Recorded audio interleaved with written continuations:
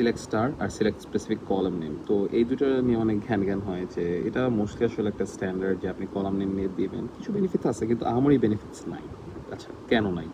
তো মোস্টলি যখন এগুলো নিয়ে ঘ্যান হয় সাধারণত এটা রো বেসড ডেটাবেস নিয়ে হয়, যে মাইএসকিউএল, পোস্টগ্রেসকিউএল। তো এগুলো কি হয় যে আপনার একটা রোতে যতগুলো কলাম আছে ও একসাথে রাখছে, আর যদি ইন্ডেক্স থাকে এটাও আলাদা রাখছে, তো ওটা খুঁজে বের করতে পারে যেটা। কিন্তু আপনি ধরেন যে এমন একটা কলাম চাইছেন যেটার জন্য ইন্ডেক্স মানে ওটা ইন্ডেক্স করা না, সেক্ষেত্রে হচ্ছে এটা করবে কি ফুল রোটাই টানবে। স্টার দিলে যা হইতো ওই ফুল ডেটাই র্যাম থেকে আপনার কি বলি হার্ড ডিস্ক থেকে আপনার র্যামে আসবে।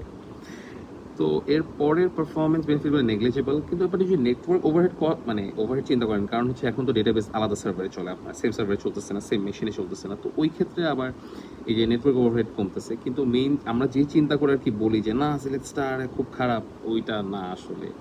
তো আরেক ধরনের ডেটাবেস আছে যে কলামনার ডেটাবেস বলে। তো এগুলো আপনার ধরেন যে রেডশিট, মেফিট, ভালসাল আছে। তো এগুলোর জন্য তো এগুলো সাধারণত বিগ ডেটা বা ওই যে বিগ ডেটার জন্য, ডেটা ওয়্যারহাউজিংয়ের জন্য ইউজ করা হয়। তো এগুলোর ক্ষেত্রে কি হয়, ও আবার কলাম ওয়াইজ রাখে। এখানে যখন আপনি কলাম দিয়ে টান দেন তখন মানে এটা অনেক সেভ করে।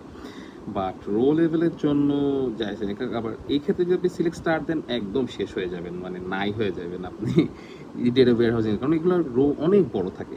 এই জন্য এগুলো ডিফারেন্টভাবে স্ট্রাকচার করা হয়, যে কলাম ওয়াইজ ডেটাগুলো ওভাবে থাকে। তো এটা নিয়ে অবশ্যই আপনার পড়াশোনা করে দেখতে পারেন।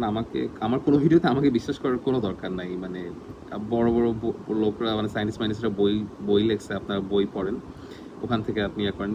আপনার যে ইন্টারনেটে সার্চ দেন, ভুল হলে অবশ্যই মানে ফিল ফ্রি টু কমেন্ট যে আমি বালসাল বলতেছি, আমিও শিখি, সমস্যা নেই নতুন কিছু।